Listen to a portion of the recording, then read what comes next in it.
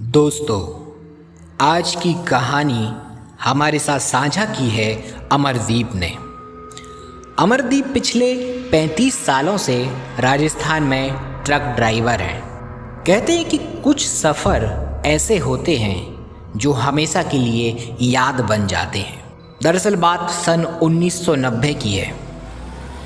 अमरदीप अक्सर रास्तों पर यात्रियों को लिफ्ट दे दिया करता था। इसी बहाने अमरदीप को 2 पैसों की आमदनी हो जाती थी और उसका सफ़र भी आसानी से कट जाता था।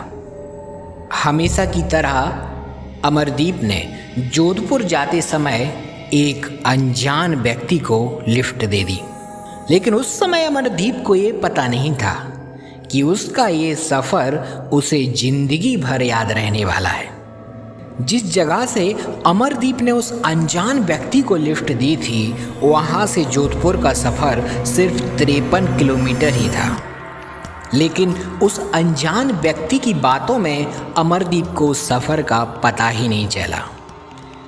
जब अमरदीप ने वो सफ़र स्टार्ट किया था तो अमरदीप के लिए वो व्यक्ति अनजान था, लेकिन सफ़र ख़त्म होते होते वो अनजान व्यक्ति अमरदीप का एक दोस्त बन चुका था।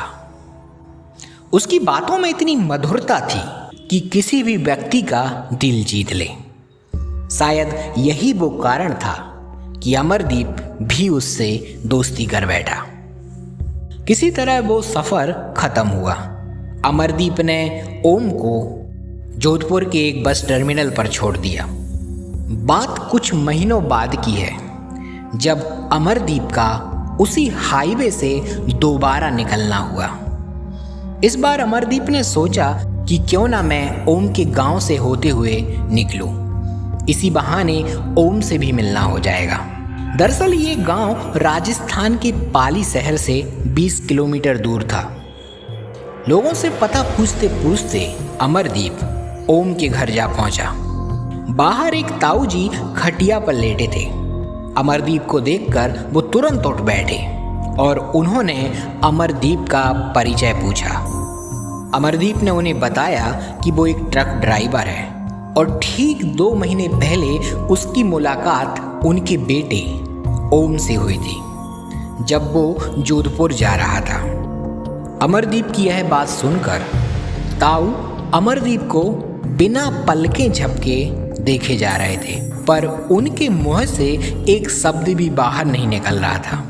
उनको देखकर ऐसा लग रहा था कि जैसे उन्हें एक गहरा सदमा सा लगा हो।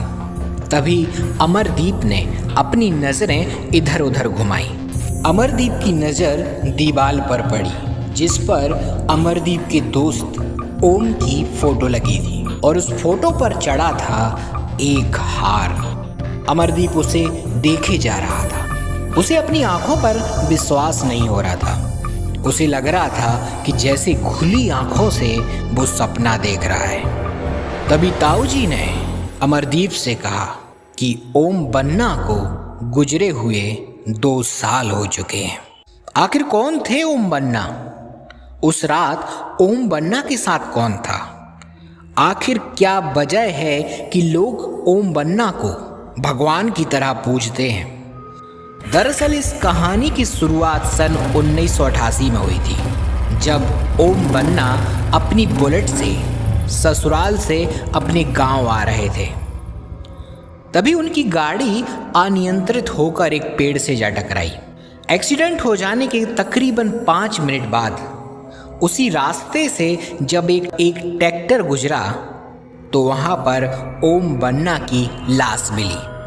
यह मामला पुलिस थाने पहुंचा।